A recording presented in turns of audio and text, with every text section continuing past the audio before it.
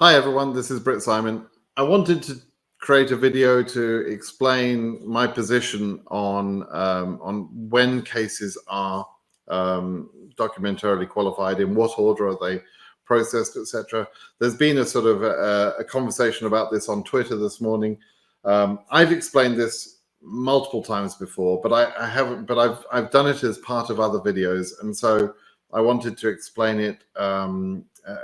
Update the information and explain it again now. So if you're interested in knowing what it is that causes, some cases to be processed very quickly and other cases to be processed slowly, I'm about to explain that and also address the current confusion, as I see it, with other theories about what's happening.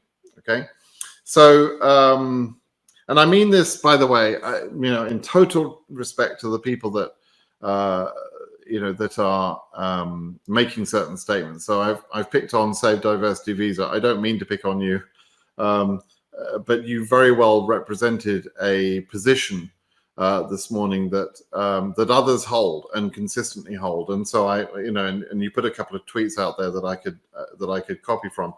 So I'm using your tweets and your information to represent a certain position, and then I'm going to argue the other side. Okay, so let me just let me show this. Let's show you that fairly big. Okay, so how cases are processed. Let's talk about this, right? And I have to there you go. Right, this should be working now. Oh, hang on. Excuse me, I'm using two screens because it was necessary, and I have to try and make sure that I can. Here we go. This is the one I want. I have to try and make sure I can control the other screen as well. So excuse me for that. So so this hypothesis that was put out by Save Diversity Visa this morning was this. I'm going to read through it. But basically, what he and others are saying is that the date of DS260 submission is the most important thing, that it drives everything, right? And let me say, and that's a little bit glib in terms of what he said, but let me just show what he said, which is what this is about. So he says document requests are not received according to the case number, but according to the date of submitting the DS260 form, right? That point is partially correct, I believe, but partially incorrect. Okay, and I'll explain why later. And then it goes on to say document approvals. Document approvals are also given in turn to those who have responded to the document request according to the date of submitting DS260. And I read that one and I thought, okay, so is he saying that the DS260 date is what's driving the document approvals as well? And I think he is.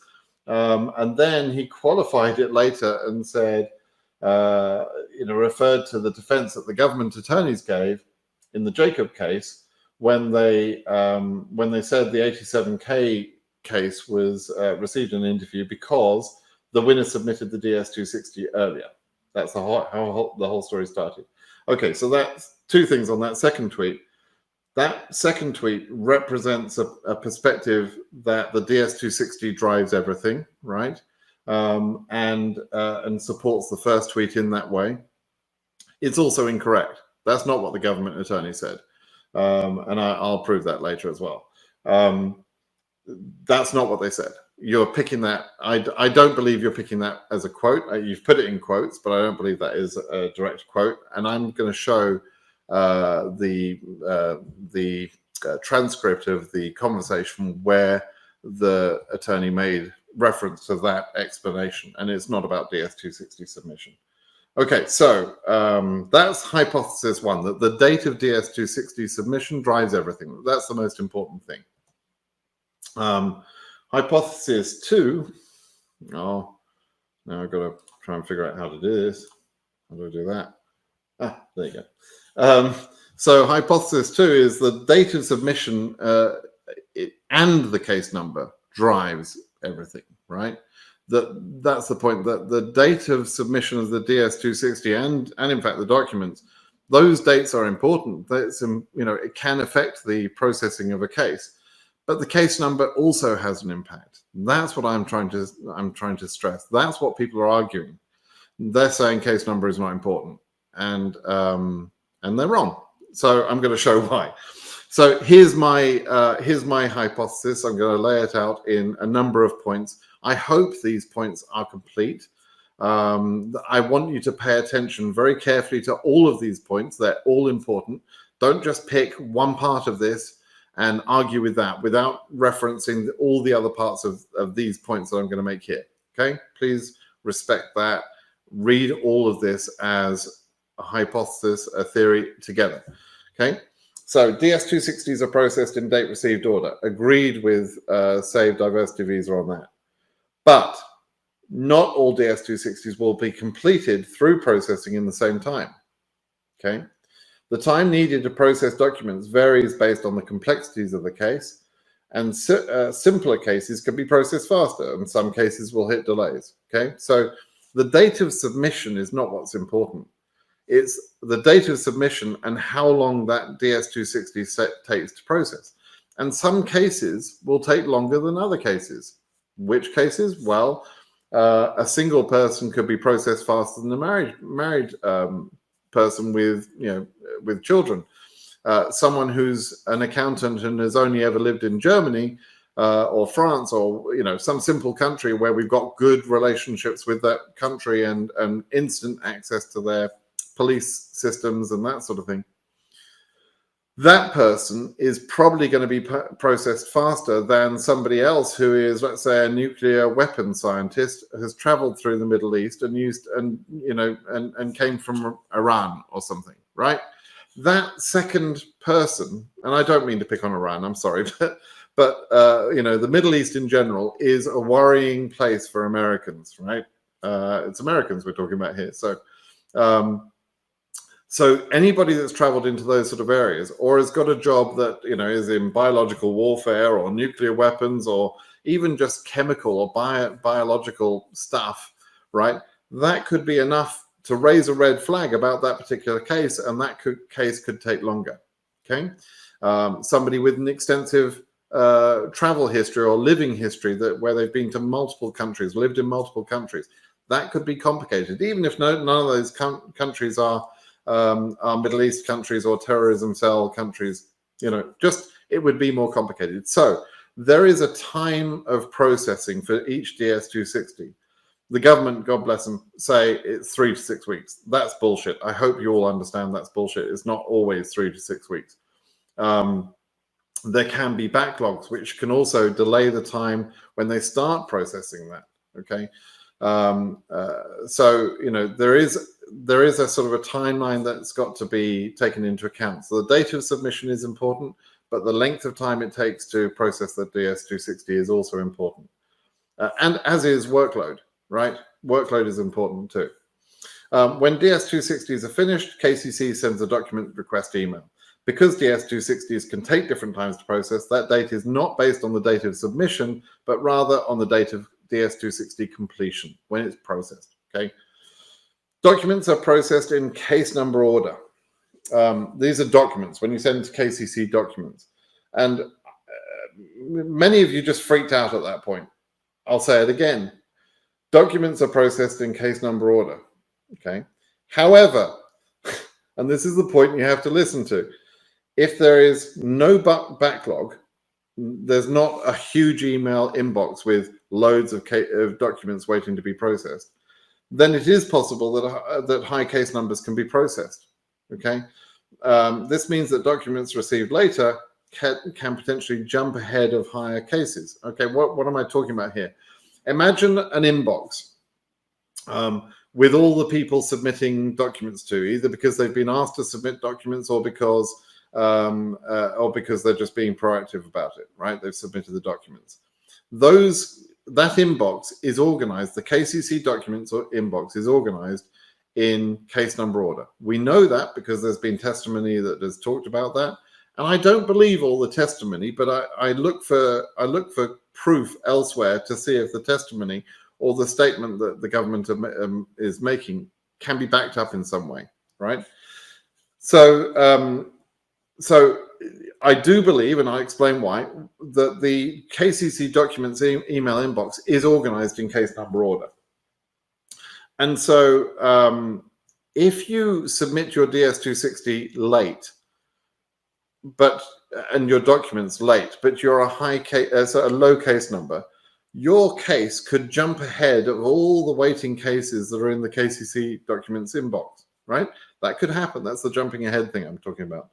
Conversely, if the KCC documents inbox is very small, if there's not many people in there, which will happen at the beginning of the year and perhaps will happen at other times of the year, then they can get through from the top of the inbox to the bottom of the inbox, and they can resolve every case in there in one day. Okay, and when that happens, those case numbers, even very high case numbers, can become documentarily qualified. And we've seen that before. We've seen, and I'll talk about that later, we've seen evidence of that when we saw in DV 2021, there were high case numbers being scheduled for interview and being documentarily qualified. And, this goes back to what Save Diversity Visa was talking about earlier. He incorrectly states what the defense was of the explanation of the government. And if Save Diversity Visa, you've got another reference.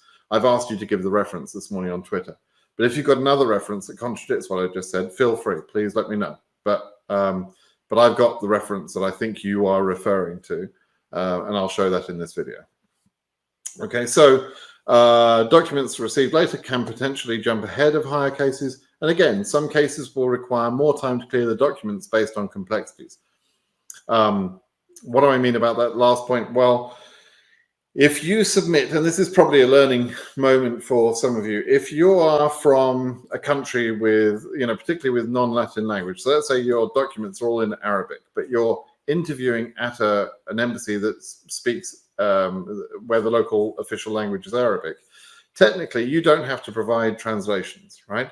But if you put all of your Arabic documents in one big PDF, someone working in KCC that's never been out of Kentucky and doesn't speak Arabic is not going to know what the hell they're looking at. So you should split your documents into different PDFs, naming in English what that document is, right? This is the police certificate for Guyana or whatever. This is the police certificate for, Afghanistan or whatever country it is, whatever police certificate it is. This is the marriage certificate. This is, make it very clear in the name of the PDF document what case number it is for sure, your name and that sort of thing for sure, but also what document that is, right? It's the police certificate, it's the marriage certificate, it's the birth certificate. Because somebody in KCC is necessarily going to be able to read that. And so if you give them documents they can't understand, or if you give them an incomplete set of documents, they're going to have to go back to an embassy where, they can interpret that and find an interpreter and say, yeah, this is the document that we would expect, or it's not, or it's missing this document or whatever, right? So that's what I mean by the complexities. It is possible that the document processing inbox is split regionally. I think it is. I'm not 100% sure, but I've seen evidence, and I'll explain later. There is evidence that suggests that there's testimony from the government that says on average, there's 5 people working on the document side, processing documents. The 5 people, I think, correspond to the 5 main regions, right? Africa, Europe, Asia, Oceania, and South America. I always, pretty much in these videos, I always ignore North America. I'm sorry, but you're just such a small region. It's just not, it just doesn't bear talking about with 20 selectees or something, it's not enough. So anyway, there are 5 main regions. And I think the 5 staff that look at documents that the testimony of the government has referred to are probably splitting the inbox into regions. That would be pretty easy to do. And so, as you're sending all of the documents to one email address, I think it's splitting them out into 5 email boxes. And for that reason, we see slightly different behavior in Oceania and South America than we have seen in Africa and Asia and Europe. Okay. So it's a possibility. I'm not 100% sure about that one, but we'll see. Sending documents early can be advantageous based on whether the KCC documents inbox is full or not. I'm referring here to whether there is a backlog of documents, a massive inbox filled with document emails or not. If there's only 10 emails in the inbox when the KCC staff come into work one day, and 5 of them are working on that, guess what? Every one of those 10 emails is going to be serviced that day, right? Because regardless of the case number, they're going to get to the bottom of that list very quickly, right? It's obvious, right? If you think about it. And I'm being glib about 10, but what if it's 100? I don't know what the number is that they can process in one particular day, but there is some number that the staff could process in one day, meaning that they could get from a low case number to the high case number in the inbox, all the way through the inbox in one day, and therefore process the high case number. That will happen at the beginning of the year. It will have happened at the beginning of the year. And it could happen possibly at other times of the year as well. And so for that reason, I suggest sending documents earlier, even though I know that the documents are going to be processed in case number order. It's worth sending them early because there's going to be times when that inbox is sometimes it's going to be full, sometimes it's going to be empty, sometimes it's going to be full, sometimes it will be empty. If you can get your documents in there and it gets to the point where the documents email inbox is empty, then it will get processed and you'll be documentarily qualified faster. Does that do you any good if you're not current? No. But if all regions go current, that could be huge. That could be a big deal. And it was a big deal in DV 2021. Okay, so think about that. KCC documents inbox is ordered by case number and the subject line is critical. This ordering of the inbox is based on the subject line. I've proven why that is in another video, but it's very important. And this is an important lesson for DV 2022, folks. When you send your documents to KCC documents, in the subject line of the email, this is an unmonitored email box, by the way. So they don't read anything in the body of the email. They only look at the attachments that you've attached to the email, and the case is sorted based on the subject line that you put in there. And the subject line should only be your case number, right? It should be 2022 AF 0000123455, whatever is your number, right? Including the leading zeros, and get that accurate. If you get it wrong, if you miss out the leading zeros, you actually move your case down in the inbox. If you put something in front of the case number, you move your case down in the inbox. If you try and be smart ass and try and do something to put yourself at the top of the inbox, you will confuse the staff and it won't relate to the DS260. Okay, it won't work. So you trust me on this. You've got to be very accurate. You've got to be very precise and make sure that the case number is the correct case number, the full case number, including the leading zeros. And that's all that should be in your subject line of your email when you send your documents.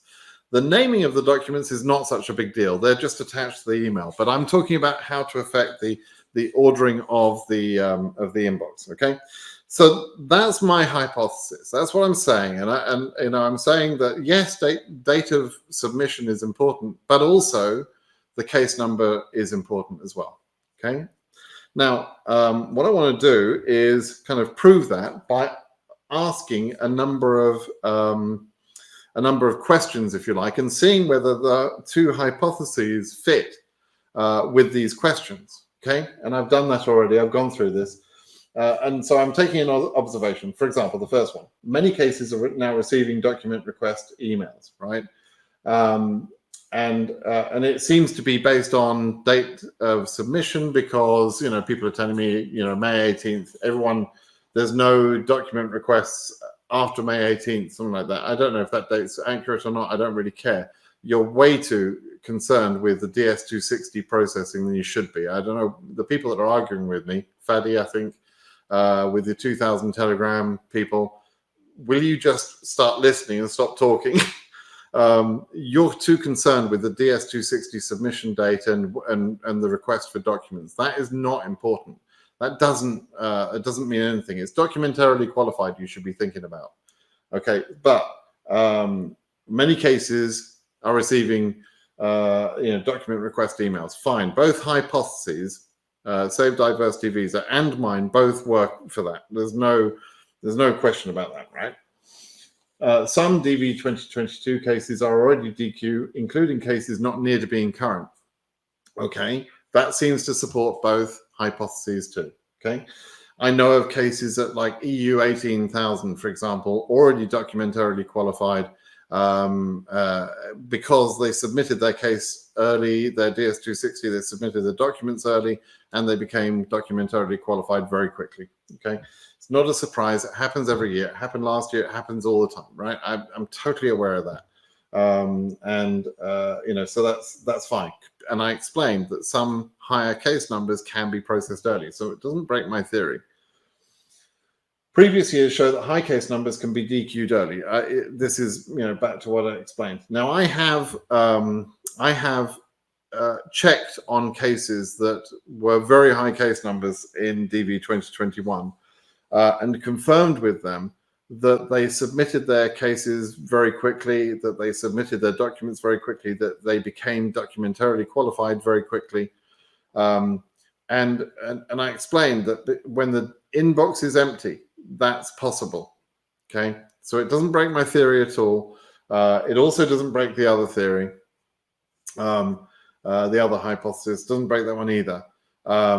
But we know for a fact that happens, okay? And I'm not at all worried about that. It doesn't affect my hypothesis at all. And I've got the proof. I understand when individual cases submitted their documents, how quick they were, how simple their cases were, etc. I've got all of that. Okay, now the next one should be the end of this conversation. SEAC data shows that low case numbers got preference, right? In DV 2021. This really should be the end of the conversation for hypothesis number one. It doesn't fit this theory. It doesn't fit this observation, right? The theory does not work. So let me just explain and show you why I'm saying that, okay? So I've gone and checked the data, and I like this website. This is Zarthisis's website. It's the SEAC data for DV 2021. And I'm going to show you through the regions. We'll start off with Africa region. I'll show you why I like this website in terms of what it's able to show, what we're able to visualize from it. What I want you to understand is the preference that low case numbers seem to get in this process. So this color here, the green, the red, etc., shows activity at the end of the year on those particular cases, right? And you can see that there's low case numbers seem to have got some sort of preference. But with this particular website, you can actually move the time bar and you can watch this data developing. So if I go back a few months, I'm going back and you can see here, I'm going back to about May of this year, right? And I'm going to show you that as I move the time bar to the right, if you watch this area, you'll see that cases grow in the low case number. There's more activities in the low case number than the high case number. It's not that there's no activity in the high case numbers. I've already explained that. But there is more activity in the low case numbers, okay? And as I move that time bar across, you can see that continues all the way through. I can do the same thing in Europe. Okay, I go back to May, and there's Poppy. And again, you can see that the time bar shows that the low case numbers get some sort of preference, etc. They're getting some sort of activity here that higher case numbers are not getting, all right? And, you can do that with EU, do the same thing. And again, the same thing can be observed, right? There is obviously a preference for low case numbers, okay? Now, all of these cases were current. So it's not because some cases were current and some were not, okay? Don't come at me with that. It's slightly different in Oceania, and I touched on a little bit why, but you still see the same sort of effect, just not as easy to see. But again, back to May, and you can see that all these cases, seem to have a preference at the lower case number end. Not quite as pronounced in Oceania, and not quite as pronounced in South America either, but to some extent you can see it. More cases there, right? So there's a preference. Now, so let's go back to Africa for a second. If the first hypothesis is correct, that DS260 date is what's driving your DQ date, etc., and driving the whole process, then I should see more or less all case numbers getting the same activity. But actually what I see is lower case numbers getting preference all the way through the year, and somehow lower case numbers continuing to get preference, cases jumping ahead, as I mentioned earlier, in the KCC documents inbox, right? Just continues. That should be the end of the conversation. That's the end of hypothesis number one. Literally, that's the end of it. You explain that to me. If you think that hypothesis number one is how it's working, then explain that to me. Okay, it can't be explained by that hypothesis. So that should be the end of the conversation. But and feel free to go and look at that and play around with that data. And I think Safe Diversity Visa has got a similar sort of feature. It's just not quite as obvious on his website. But you can do the same thing, right? Let's look at the rest of these quickly. Interview cannot generally be arranged until the case number is DQ. These next 3 points, they work in both hypotheses, right? So they've got check marks here. Some DV21 cases got interviewed without being DQ. That's true. I think I've explained that there were some cases after September 9th, after the lawsuit achieved that first order, the government went into a sort of unusual mode, and they actually did allow some cases to be interviewed, even though those cases weren't documentarily qualified, only at underused embassies, right? It only happened at low volume embassies. For example, Bern was one in Switzerland. And there was one particular case I know of there where the person was interviewed having never sent in the documents. Not that they hadn't been documentarily qualified yet. They never sent them in. So meanwhile, other people in other embassies where there's a long waiting list of people who are documentarily qualified in front of them couldn't get an interview. And, and it's because you were going into it, you were in an embassy where there were lots of people already in the list ready to be interviewed, and it's unfortunate, but that's how it works. Again, it doesn't break either theory. Some people being preferred, single people being preferred. There was a rumor last year that KCC were showing a preference for single people.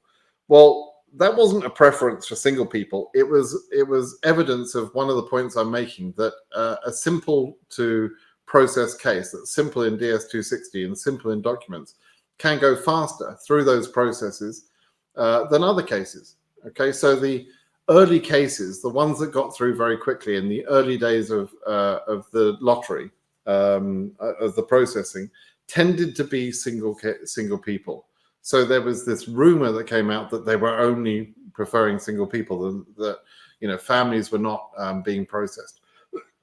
It was a rumor, it was a misunderstanding, but it supports my theory. So although I don't think it breaks the hypothesis number one, it actually supports my theory more than it supports hypothesis number one. So I've given hypothesis number one a check mark on that. That's quite generous, frankly. Now, let me just go to a couple of other points here. The first one of which is, again, it's the end of the road for hypothesis number one. Some people wait a long time to get DQ, even though they submit the DS260 documents early. Why is that then? If hypothesis one is correct, that it's based on your DS260 submission date or your document submission date, why do some people do everything right and wait a long time? Explain that. If you can't explain that, then your hypothesis doesn't work. My hypothesis can explain that, okay? And it's because they're being held back for the case number. Luca, You're a perfect example of this. I'm sorry.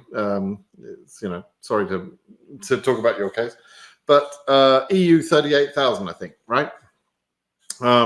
You waited a long time. I'm sure you're a very well-educated person. I don't want to go into your profession, but you're in a profession where you know how to look after documents. I'm sure you know how to follow instructions. You must have done everything right. You did it early, and still you waited till the end of time for your documents to be processed, right? It's because of your case number. You know that. I know you know that, Luca. But other people, seem to misunderstand that. It's not based on your DS260 submission date. It's based on a couple of things, including your DS260 submission date, but including your case number too. That can be an impact. Then I thought, for fairness, I'd put in this other point, which is the same point. Some people wait a long time to get DQ, even though they submit the DS260 and documents early, and they have low case numbers. Well, how does that happen? Well, in those cases, those people either made a mistake with their documents potentially, or their name came up on one of the FBI name checks, or their documents were complex, or their case was complex, something. There's something like that. Again, I've explained that in my hypothesis. Again, it can't be explained by hypothesis number one, because it should just be about DS260 submission date, right? Wrong. So it clearly doesn't match hypothesis number one as well. But my explanations kind of explain that, although there's some nuance there, some detail there that we don't really know. Okay, so that's the observations and anomalies, right? Let's go into this a little bit further. Okay, let's see. Yeah, should be good. Okay, the evidence I've shown you, the Zarthisius evidence, is there. The other thing I wanted to show was this particular comment that Save Diversity Visa made, that the government argued that it was to do with the case number of 87,000 got interviewed early because they had submitted their DS260 early. That's not what the government said. The actual quote is this: Mrs. Smith, well, Miss Smith, this is Valerie Smith, right?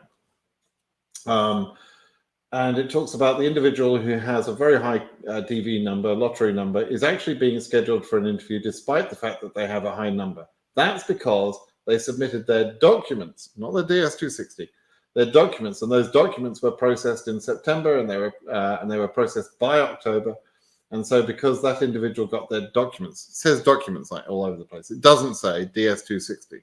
I understand why you're jumping to a conclusion, but you're wrong. It's about when you become documentarily qualified, not the DS260 date. And a high case number can go through there because it was very early. Okay, that's the explanation. Now, I was never satisfied with this answer from Miss Smith, to be honest, because she talks about September and October. The cases I found, that like the 55,000 case and the 80,000 something case, those cases were submitted much earlier than this, much earlier than September, and processed much sooner. So it's interesting that those high case numbers, got processed even at that time. But I think that there is a sort of an increase, a high number of cases sitting in the inbox, and then it goes down because they work through it. And then there's a flood of cases coming to the inbox again. So it depends on how high or low the inbox is. And this is why I recommend to people to send in your documents as early as possible now. There's no reason to hold back. So send them in proactively. Don't wait to be asked. Send your bloody documents. Okay. So I just wanted to prove out that that document is available on Curtis's website.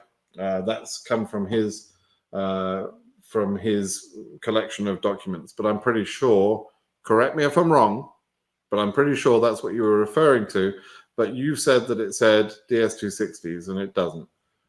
Okay, so conclusions. Can we draw a couple of conclusions here? Has something changed for DV 2022? No. Quite simply, no, I don't believe anything's changed. There's no evidence to show anything has changed. You might say, for example, that DS260 is the only thing important now, and therefore taking away the second part of the process the document processing, which is the point that I'm saying is controlled by case number order if there's a backlog, right? If that's true, then the people receiving DS260, your DS260 is processed, please submit your documents, the document request email. Those people instead would be getting a DQ email. They're not. They're getting to the next stage, right? Nothing has changed. This is the same process we've been seeing for 2 or 3 years. Nothing has changed here. Many of you have only seen the lottery operate in these chaotic times we've had in DV 2020 and 2021. I've been doing this since 2013. I've seen it in normal times. I've seen it in abnormal times. I've seen the document procedure introduced in 2018. I've seen the effects that it had, etc. DV 2020 and 2021 were very good in one way, only one way, that they revealed a lot of information. But if you've only seen the processes being played out in an abnormal year, then I'm sorry, you may have misunderstood what normal is, okay? And you have to understand what the business process behind the scenes really is. So has anything changed? No, nothing has changed. And I can tell you that because my hypothesis still works, right? It still makes sense. And there's nothing changed for DV 2022. This is the same process that we saw in DV 2021 and 2020. It's the same thing. And then finally, is case number important, or is the important thing only the DS260 submission date? I hope we're clear on that now. It's not only the DS260 submission date, it also has to do with case number order. Now, as I said earlier, I think somebody I'm sure is going to come and say, well, I was only talking about DS260s. Well, what's the bloody point of that, right? The DS260 approval is meaningless. What's important is the documentarily qualified date. That's what drives your ability to get the interview. That's what means that some high case numbers got interviews when low case numbers were still waiting. DQ is what's important. And DQ is only achieved after documents are processed, and documents are processed in a case number order, except for when there are so few document emails in the email box that they can go through all of those. Okay? I'm hoping we're really clear on this now. I think I've done this to death. I think I've explained it. Let me know if you think I'm wrong. I would love to get, by the way, if you have, let me just make this a little bit bigger.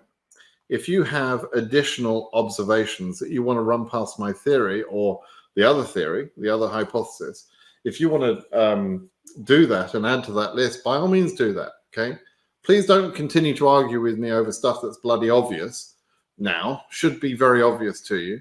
But by all means, give me additional observations and try and test them out with the hypothesis and discuss it with me. I'd love to hear that. That would be good. Okay, I'm hoping this makes sense to you. I'm hoping that we've put this conversation to bed now, and I'm hoping that the point of putting it to bed is not just to win an argument. It's to make sure that people get clear information, because when Fadi, I think it is, Fadi, excuse me if I'm mispronouncing your name, but with the 2,000 people in the Telegram group, etc., you would be telling people, based on the information that you think is accurate, you would be telling people that submitting a DS260 early is going to get you DQ early. And the people with high case numbers in your group are not going to have that experience, generally speaking, right? And so they're going to start calling you an idiot later. And it's because you don't understand the whole thing. And so, I want you to understand the whole thing. I want people to understand this completely, so that hopefully we can give people better information, tell them what to expect, tell them what to do. Submit your DS260 early. It's important. Yes, agreed. Submit your documents early. It's important. Don't wait to be asked. That's important potentially. But if you have a high case number, don't be surprised when, even though you've submitted your DS260 early and your documents early, don't be surprised when you're kept waiting a long time. That's what it means to have a high case number, right? That's because case number is important in this process. As it should be, because that's what the law says. That's how it's described in law. Okay? All right, everybody. I really hope I really, really hope we're going to be able to get agreement on this and common understanding. Based on past history, I'm sure we're going to have continued argument. But I've tried. I really did try, didn't I? All right. Thanks, everyone. Thanks a lot. Keep well, everybody. And please, by the way, subscribe to the channel and let me know what you think about this finding. I mean, this isn't a new finding, but let me know what you think about the conversation in a polite way, please. All right. Thank you. Bye-bye now.